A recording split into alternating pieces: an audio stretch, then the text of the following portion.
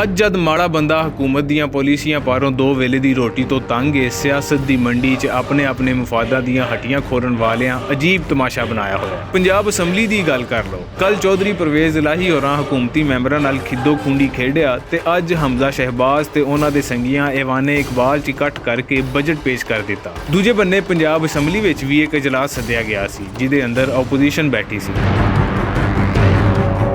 ਸਿਆਸਤਦਾਨਾਂ ਦੀ ਇਸ ਲੜਾਈ ਨੇ ਜਿੱਥੇ ਮਾੜੇ ਬੰਦੇ ਨੂੰ ਇਸ ਨਿਜ਼ਾਮ ਤੋਂ ਹੋਰ ਮੁਤਨਫਰ ਕਰ ਦਿੱਤਾ ਹੈ, ਉੱਥੇ ਹੀ ਇਹ ਗੱਲ ਵੀ ਸਾਬਤ ਹੁੰਦੀ ਹੈ ਕਿ ਚੌਧਰ ਦੀ ਇਸ ਲੜਾਈ 'ਚ ਲੁਕਾਈ ਦਾ ਮੁਫਾਦ ਕਿਧਰੇ ਗਵਾਚ ਗਿਆ। ਕੁਰਸੀ ਦੇ ਲਾਲਚੀਆਂ ਨੂੰ ਉਸ ਬੰਦੇ ਦਾ ਕੋਈ ਖਿਆਲ ਹੀ ਨਹੀਂ ਜਿਹਦੇ ਨਾਂ ਉੱਤੇ ਉਹਨਾਂ ਦੀ ਸਿਆਸਤ ਜ਼ਿੰਦਾ ਹੈ। ਉਸ ਮਾੜੇ ਤੇ ਨਿਮਾਣੇ ਦੀ ਕਿਸੇ ਨੂੰ ਕੋਈ ਪਰਵਾਹ ਨਹੀਂ ਜਿਹਦੇ ਲਹੂ ਨਾਲ ਇਹ ਨਿਜ਼ਾਮ ਜ਼ਿੰਦਾ ਹੈ ਤੇ ਇਹਨਾਂ ਸਿਆਸਤਦਾਨਾਂ ਦੀਆਂ ਅਯਾਸ਼ੀਆਂ ਜਾਰੀ ਹਨ।